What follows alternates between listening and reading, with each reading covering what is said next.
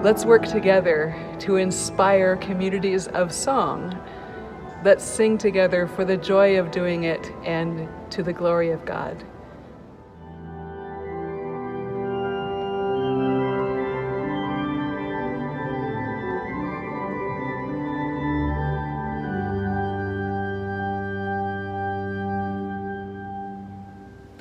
The organist as gardener, tending the garden of creativity that is congregational song. It means planting seeds for future generations.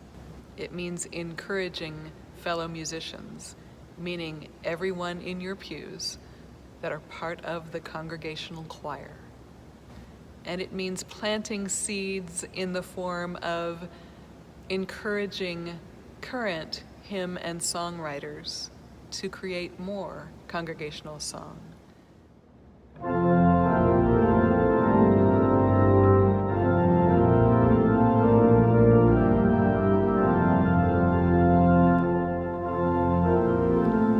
The tune Finlandia has carried lots of texts over time. Be still, my soul, this is my song. There's a new one by Mary Louise Bringle that I think addresses some of today's concerns very well. It's called When Memory Fades. When memory fades and recognition falters, when eyes we love grow dim and minds confused, speak to our souls of love that never alters. Speak to our hearts by pain and fear abused. O God of life and healing peace, empower us with patient courage by your grace infused. As frailness grows and youthful strengths diminish in weary arms, which worked their earnest fill, your aging servants labor now to finish their earthly tasks, as fits your mysteries' will. We grieve their waning, yet rejoice, believing your arms unwearied shall uphold us still. Within your spirit, goodness lives unfading. The past and future mingle into one. All joys remain, unshadowed light pervading. No valued deed will ever be undone. Your mind enfolds all finite acts and offerings. Held in your heart, our deathless life is one. Just another treasure to the tune Finlandia. I want to share with you two stories about well-known hymns, just as an example of how you might share with your congregation. There are many ways to share. You could tell the story in a worship service itself, but you could just share it with a friend. You could share it on social media. You could share it in a Sunday school class or in a coffee hour.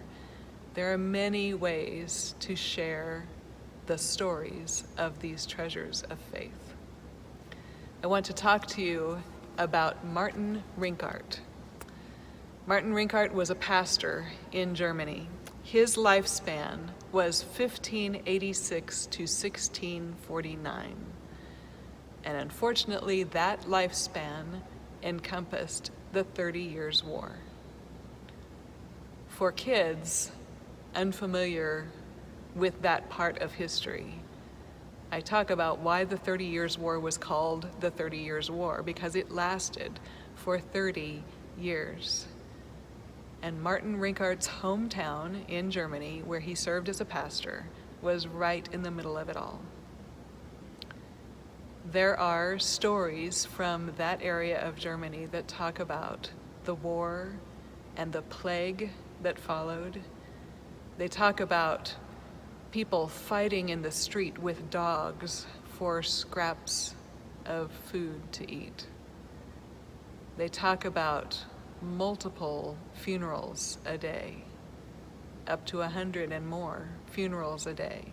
As the pastor of the village, Martin Rinkart had to preside over the funerals of many neighbors and friends, his children, his wife. And the armies kept fighting, and the people kept starving. It's said that Martin Rinkart went out to the battlefield and pled with the armies to stop, just to stop. 30 years the war raged on, until the very year before Martin Rinkart passed from this earth. And yet, this person's faith was so strong that he wrote these words in the middle of it all. Now thank we all our God with hearts and hands and voices, who wondrous things hath done, in whom this world rejoices. I don't know if I'd have a faith that strong. When we sing his words, let's remember his faith. And here's another one from the hymn that is near and dear to most Methodists, because it was written by one of the founders of the Methodist faith, Charles Wesley. Charles was a pastor, and he, over time, became one of the most prolific hymn writers in the English language. But he had a discouraging point in his life when he was looking for answers. And he found those answers in a fellow body of faith, the Moravian faith. And he had what he called his conversion experience. This was after he was ordained, after he had been on a mission trip, after he had written many hymns and preached many sermons. But he finally realized that the grace offered by God was for everyone, including him. And on the first anniversary of that experience, he wrote a hymn called Glory to God. The first stanza went like this: Glory to God and praise and love be ever, ever given by saints below and saints above, the church in earth and heaven.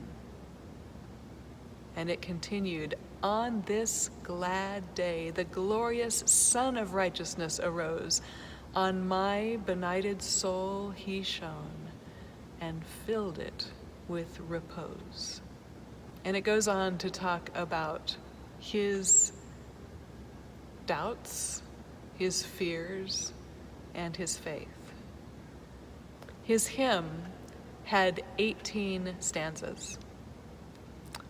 That's unheard of these days. It wasn't all that unusual in his day, but it took 18 stanzas for him to adequately express his gratitude for this grace so freely given.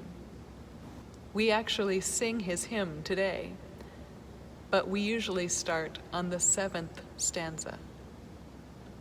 Oh, for 1,000 tongues to sing my great Redeemer's praise, the glories of my God and King, the wonders of his grace.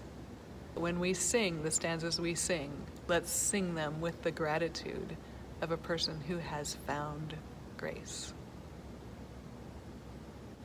Our goal as gardeners is to nurture the music, the instruments, the fellow musicians, our congregation, to sing our great songs of faith, whether from hundreds of years ago or from last year, to sing them like the testimonies that they are.